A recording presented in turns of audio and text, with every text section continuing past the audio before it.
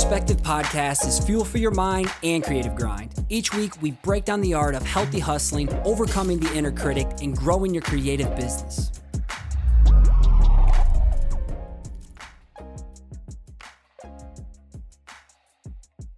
I have definitely shared on Instagram and in interviews and in pretty much anything else is like, I do have a lot of anxiety, and a lot of the ways that I cope with anxiety is just by like moving. Like I got really lucky because the art and the creation is what helps me like slow down and helps me focus and helps me and helps me like battle a lot of that. Yeah, totally. So I've been very lucky with that. And I've also like tried to be very transparent with people. It's like, yes, it is very positive, and yes, it is very like a general good vibe, because I think just overall, like I am probably pretty like good energy.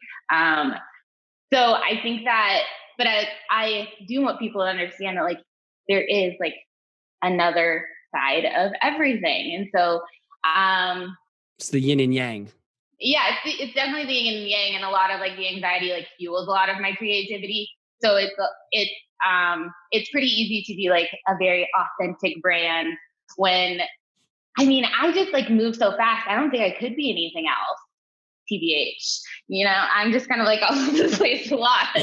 It'd be a lot to like. Your initialism acronym game is on point today too. And from my perspective, I want to be around people who can be the same person in person as well as online. And you can like weed through and be like, wow, like you're not the same person as I see here. Now I'm at a conference kicking it. Or if I swung through Denver, I'm like, okay, yeah, you're the exact same person I see here. And I like how you mentioned toxic positivity, because like I'm big in that motivational personal development, good vibe, good energy kind of person too. But at the same time, like there's a toxic side where, you know, just grin and bear it and go through it and life will be perfect. And it's like, no, if life hands you lemons, get me some double Tito's and make a vodka lemonade kind of guy. So, exactly.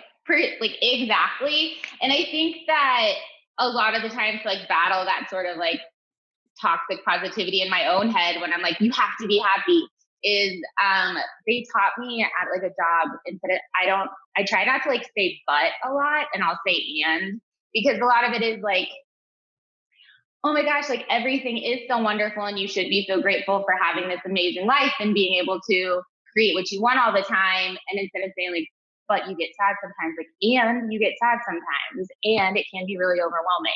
And a lot of those things that you should be really grateful for can give you a lot of anxiety, and that's okay. Like that's kind of like the balance that I like to like give off to people, because I don't want anybody to like be intimidated by like, it's so positive. I want people to feel like this is a safe space. Like Kiri's a safe space. The fact that you even talk about anxiety, because I used to have that filter of like, I got to be this personality whenever I talk.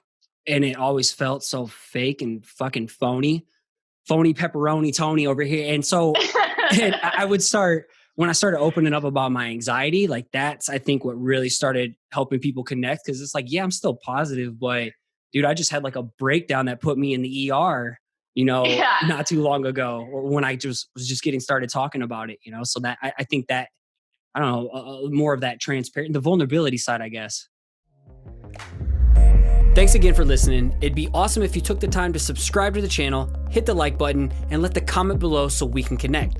Again, if you want to catch a shout out as a future listener of the week, make sure you subscribe to the show on iTunes and give it a rating and review.